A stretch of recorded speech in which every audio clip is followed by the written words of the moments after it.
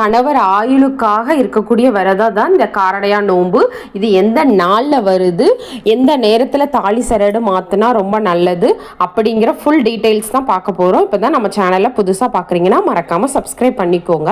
காரடையா நோன்பு இல்லைனா சாவித்திரி நோன்புன்னு சொல்லுவாங்க. சாவித்திரி தன்னுடைய கணவரோட உயிரை யமனிடமிருந்து மீட்டு கௌரி தேவிக்கு நன்றி சொல்லும் விதமா பண்ண பூஜை தான் இந்த காரடையா நோன்பு. இந்த கதை எல்லாருக்குமே தெரிஞ்சிருக்கும்.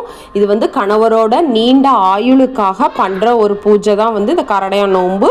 இப்போ எப்படி வழிபாடு பண்ணணும்னு பார்க்கலாம். ஃபர்ஸ்ட் எந்த நாள்ல வருதுன்னு பார்த்துடலாம்.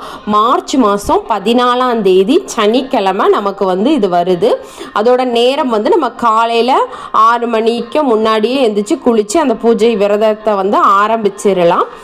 அன்னைக்கு எப்போவுமே ஒரு குறிப்பிட்ட நேரம் இருக்கும் தாலி சரடு மாத்துறதுக்கு. இந்த வருடம் அந்த மாசி